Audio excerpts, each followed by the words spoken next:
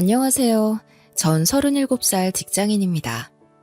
현재 5살 된 딸과 전업주부인 아내, 이렇게 셋이 살고 있습니다. 문제의 그날은 출장이 있어서 아내와 5살 딸 지아에게 아침에 출근하며 인사를 하고 집을 나왔습니다. 지금 결혼 6년 차인 저와 아내는 대학 시절 동창인데요. 동창회에서 처음 만나 제가 아내에게 고백한 후 연애를 시작했습니다. 맞벌이를 하지 않는 아내가 집에서 내조를 잘해주기에 저는 바깥에서 더욱 열심히 일을 하며 지낼 수 있었지만 아무래도 경제적인 부담이 없는 것은 아니었습니다. 그래도 결혼 6년 차 직장에서 10년 차가 되면서 현재는 수입도 안정적이고 그 외에도 조금씩 투자하고 있는 주식으로도 보탬이 되고 있습니다. 21평 아파트에 세 가족이 살고 있습니다만 지아가 초등학교 갈 때까지는 더 열심히 모아서 30평 아파트로 가면 어떨까 꿈을 꾸면서 매일매일 오늘도 열심히 일터를 향하고 있습니다.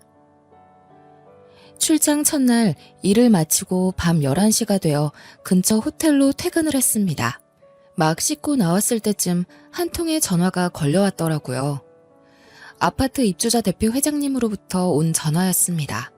제가 지금 아파트 동대표를 맡고 있어서 금요일 밤이고 하니 아파트 앞 치킨집에서 맥주나 한잔 하자고 전화한 게 아닌가 하고 전화를 받았습니다. 전화를 받자마자 다급한 목소리가 들려왔습니다. 지아 아빠, 지금 어디야? 회장님, 이 밤에는 웬일이세요? 지금 사이렌 소리 안 들려? 지금 사동에서 화재 경보 올려서 다들 대피하고 있잖아. 불렀어요? 회장님, 일단 끊을게요. 급하게 전화를 끊고 바로 아내에게 전화를 걸었습니다.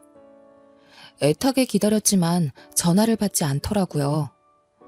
다시 전화를 걸었는데 전원이 꺼져 있다는 음성만 들리더군요. 순간 불안한 예감이 머릿속을 왔다 갔다 해서 저는 바로 옷을 챙겨 입고 나가면서 회장님께 전화를 걸었습니다. 지아 아빠, 지금 대체 어디야, 이 난리통에. 회장님, 지금 출장을 와 있어요. 아내가 전화를 받지 않네요. 혹시 위험하지 않으시면 제발 저희 집 확인 좀 부탁드립니다. 비밀번호는 4424입니다. 아휴, 알았어. 일단 내가 가능한지 올라가 볼게. 전화를 끊고 호텔 앞에 서 있던 택시에 급하게 올라탔습니다. 기사님, 지금 수원으로 최대한 빨리 가주세요. 집에 불이 났다고 연락이 왔어요. 다급한 저의 요청에 기사님은 제가 타고 안전벨트를 매자마자 달리기 시작하셨습니다. 차 안에서 함께 출장을 갔던 부장님에게도 전화해서 상황을 설명하는 순간에도 심장이 너무 뛰어서 입으로 튀어나오는 줄 알았습니다. 부장님은 알겠다고 하시면서 빨리 가보라고 하셨고 상황을 파악하신 택시기사님은 엑셀을 더욱 밟아 달려주셨습니다. 그렇게 평소 승용차로 50분 정도 걸리는 거리인 코엑스에서 수원역까지 정확히 17분 만에 날아왔습니다. 아파트 입구로 들어서자 상황을 파악할 수 있었습니다. 입구에서부터 소방차들이 서 있었고 전 택시기사님에게 5만 원짜리를 건네드리고 바로 문을 열고 저희 집 쪽으로 달려갔습니다. 아파트 현관 쪽으로 가자 대피해서 내려와 있던 사람들끼리 웅성거리며 위쪽을 보고 있었고 불은 진압된 듯 보였고 소방관들이 오가며 남아있을지 모를 것에 대비해 이곳저곳 점검하고 있었습니다.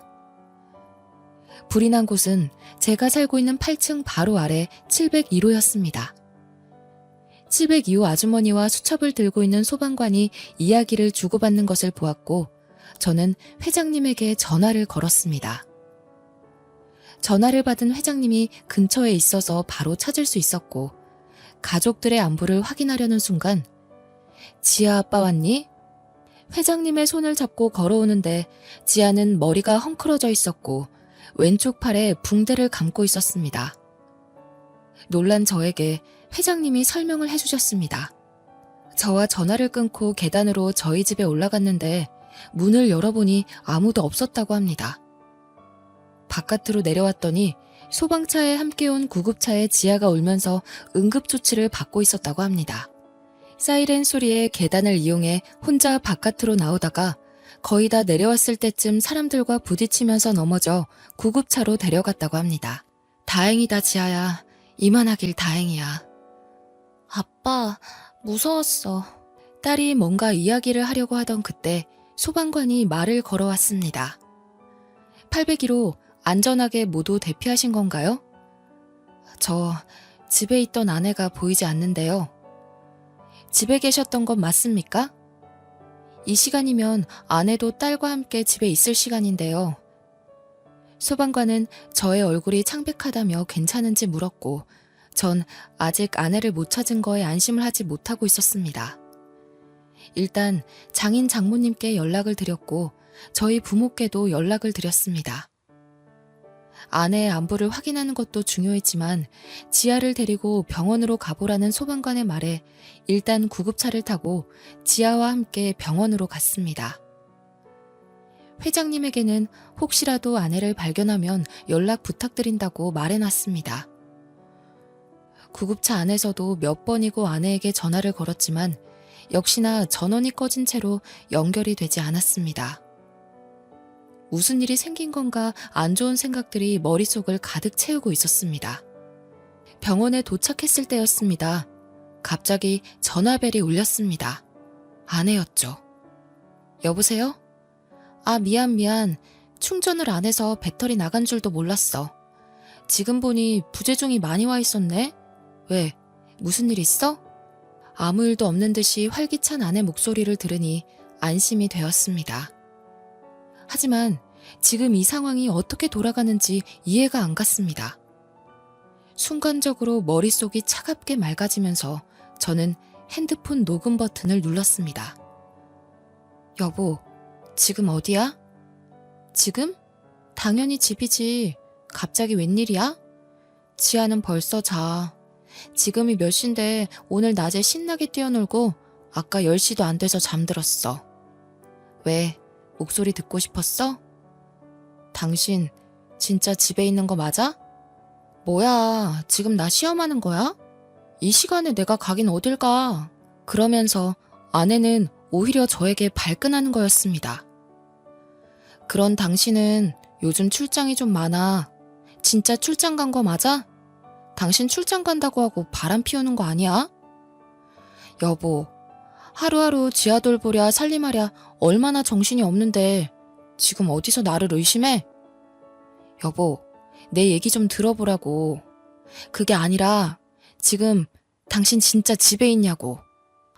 아, 그러니까 그럼 내가 지금 집이 아니면 어디 있겠냐고. 조금 전에 아랫집에서 불이 났어. 아랫집에서 불이 나서 아파트 사람들이 다 대피했었다고. 우리 집으로도 연기가 많이 들어와서 그 흐름이랑 탄 냄새가 진동을 해서 집에 들어갈 수가 없어. 그런데 지금 당신 집에 있다고?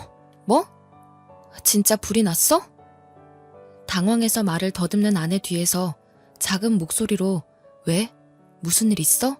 라고 말하는 남자의 목소리가 또렷이 들렸습니다.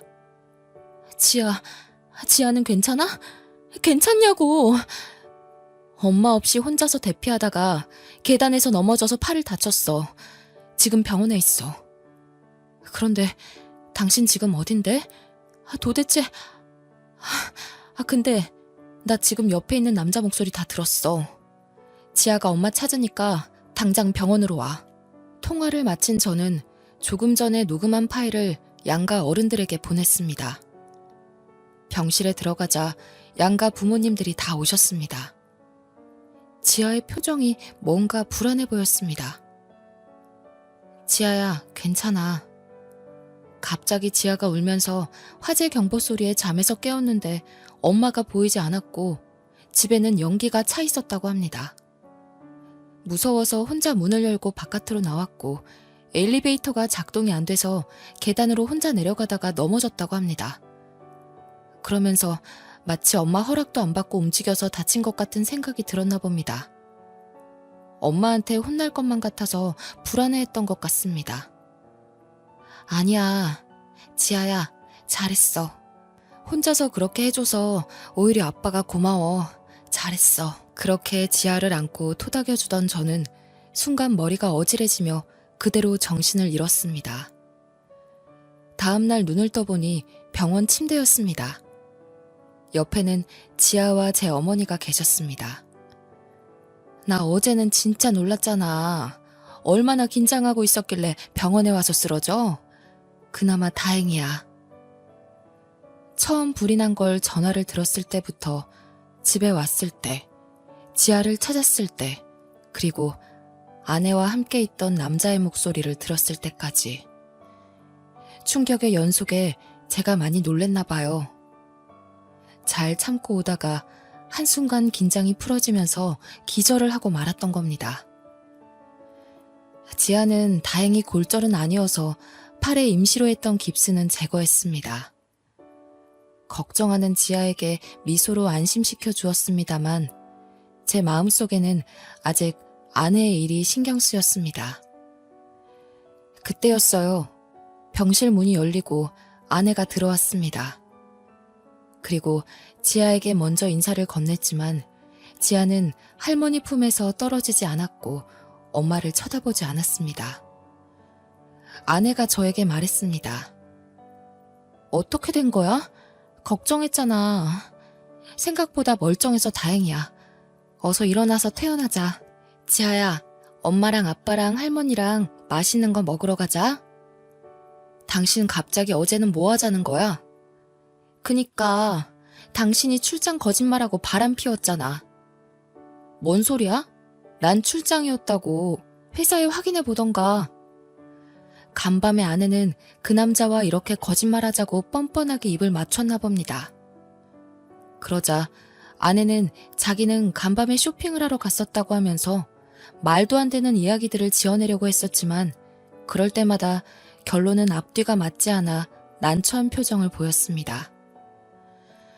특히 장인어른께서는 왜 어제 오지 않고 아침이 되어서야 왔냐면서 아내를 다그치셨고, 그럼에도 불구하고 나중에는 요즘 남편 월급이 시원찮아 밤에 알바를 하러 나갔었다며 말을 바꾸더군요.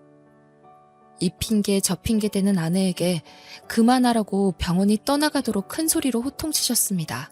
아버지의 호통에 정신이 번쩍 든 아내는 잘못했다면서 그제서야 용서를 빌더군요.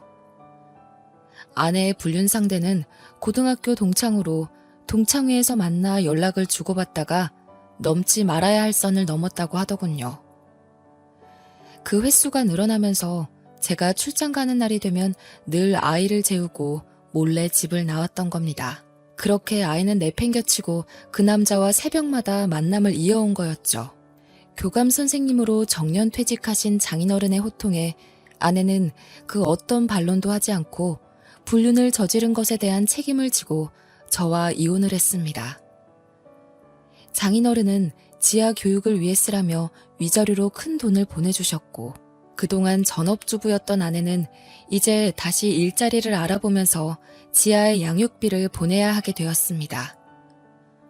화재 이후 아파트의 보수를 다 마치고 지아가 그날의 일에 대해 트라우마가 남아있는 것 같아서 그 집을 처분하고 대출을 받고 부모님의 도움을 받아 더 넓은 50평대 아파트로 이사했습니다.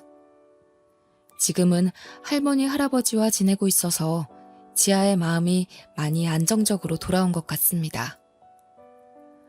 사람의 앞날은 누구도 알 수 없는 것 같습니다. 하필 그날 아랫집 아주머니가 빨래를 삶는다고 올려놓고 방에서 드라마 삼매경에 빠졌던 것이 생각보다 큰 불길에 아파트 전체가 대피하는 사태가 발생했고, 그로 인해 은밀하게 이어져 왔던 아내의 불륜 행각이 꼬리를 잡히게 되었습니다. 이런 걸 볼 때 사람은 항상 착하게 살아야 하는데 저희 아내는 그렇지 못했죠. 아무도 모른다고 생각하겠지만 하늘은 알고 있다고 생각합니다. 제 이야기는 여기까지입니다. 감사합니다.